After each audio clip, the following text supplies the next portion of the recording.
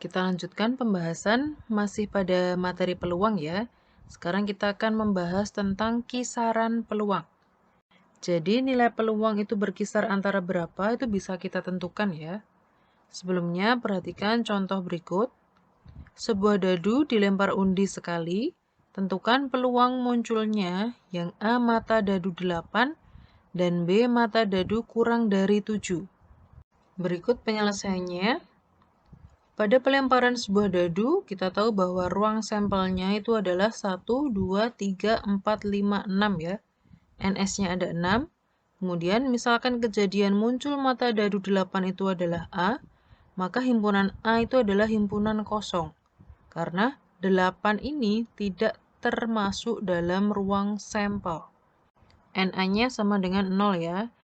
Jadi PA atau peluang muncul mata dadu 8 itu adalah 0/6 sama dengan 0. Bisa kita katakan bahwa kejadian muncul mata dadu 8 ini adalah kejadian yang mustahil, di mana PA-nya sama dengan 0. Selanjutnya untuk yang B, ruang sampelnya masih sama ya, NS-nya ada 6. Dan misalkan kejadian muncul mata dadu kurang dari 7 ini adalah kejadian B. Di sini yang ditanyakan adalah muncul mata dadu kurang dari 7. Berarti 1, 2, 3, 4, 5, 6 ya, kurang dari 7.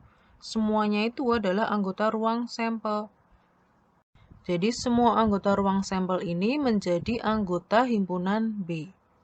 PB-nya kita peroleh NB dibagi NS sama dengan 6 dibagi 6. 1 ya. Nah, kejadian muncul mata dadu kurang dari 7 ini adalah kejadian yang pasti di mana PA-nya sama dengan 1. Sekarang bisa kita tentukan kisaran nilai peluang itu adalah 0 kurang dari sama dengan PA kurang dari sama dengan 1. Jadi peluang suatu kejadian itu berkisar antara 0 dan 1. Untuk nilai peluang 0 disebut kemustahilan dan nilai peluang 1 disebut kepastian. Selanjutnya tentang frekuensi harapan. Frekuensi harapan itu adalah hasil kali banyaknya percobaan dengan peluang kejadian yang akan terjadi dalam suatu percobaan. Dirumuskan FHA itu sama dengan N dikali PA, di mana FHA ini adalah frekuensi harapannya dari suatu kejadian A ya. Kemudian N-nya itu adalah banyaknya percobaan. PA-nya itu adalah peluang kejadian pada satu kali percobaan. Jadi untuk frekuensi harapan di sini, percobaannya bisa dilakukan beberapa kali, yaitu sebanyak N. Sebagai contoh, sebuah dadu bermata 6 setimbang dilempar undi sebanyak 120 kali. Berapa kali muncul mata dadu kurang dari 3? Kita tentukan N-nya, NS-nya untuk sebuah dadu adalah 6. Kita tentukan NS-nya untuk pelemparan sebuah dadu itu 6 ya. Kemudian A-nya, di sini kejadian muncul mata dadu kurang dari 3. Jadi A-nya adalah 1 dan 2. NA-nya ada 2. Kita tentukan peluangnya dulu. Peluang kejadian A ini tadi adalah 2/6. NA dibagi NS sama dengan 1/3. Kemudian untuk frekuensi harapan, tadi rumusnya N dikali PA. N di sini adalah banyaknya pelemparan. Ada 120 kali dikali dengan PA-nya. PA-nya di sini 1/3 ya. Hasilnya adalah 40. Jadi, kemungkinan muncul mata dadu kurang dari 3 atau frekuensi harapan muncul mata dadu kurang dari 3 dari pelemparan 120 kali tadi adalah 40 kali. Untuk contoh yang kedua, peluang seorang mendapat hadiah adalah 1/12. Bila dalam suatu pertemuan dihadiri 180 orang, berapa orang mendapatkan hadiah dalam pertemuan tersebut? Untuk penyelesaiannya, di sini N-nya itu ada 180 orang ya. Kemudian peluangnya sudah ditentukan ada 1/12. Jadi frekuensi harapannya atau banyaknya orang yang akan mendapatkan hadiah itu adalah 180 dikali 1/12, hasilnya 15. Ada 15 orang yang akan mendapatkan hadiah pada pertemuan tersebut. Selanjutnya, ada peluang komplement suatu kejadian.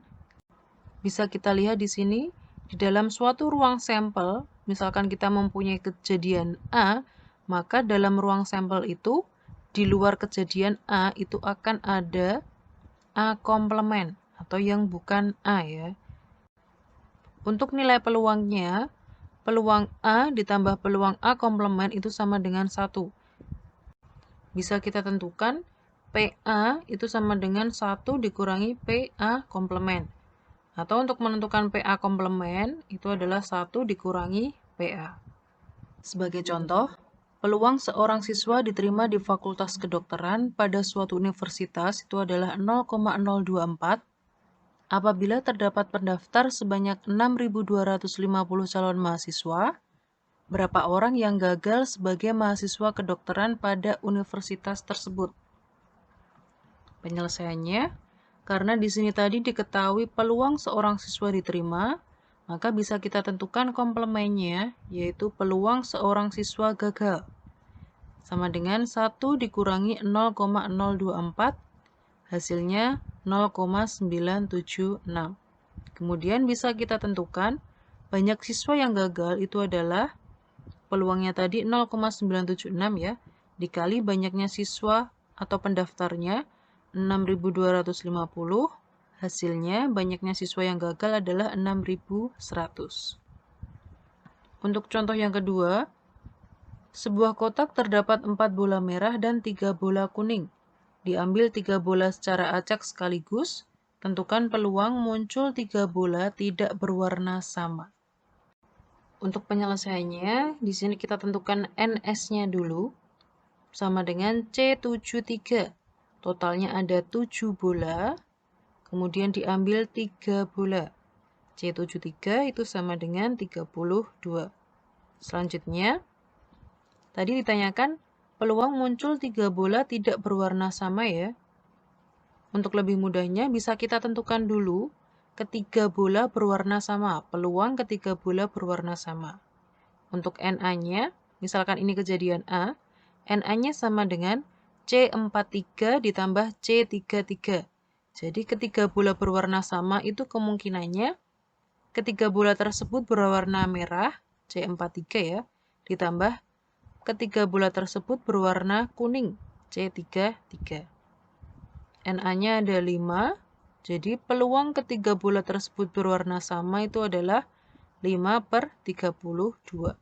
5/32. Selanjutnya bisa kita tentukan komplemennya. Peluang ketiga bola berwarna tidak sama. Ini adalah komplemen dari ketiga bola berwarna sama ya. Jadi peluang ketiga bola berwarna tidak sama itu adalah 1 dikurangi 5/32. Hasilnya 27/32. Nah, itu tadi materi terkait frekuensi harapan dan peluang komplemen kejadian. Untuk latihannya bisa kalian cari soal-soal pada modul matematika ya.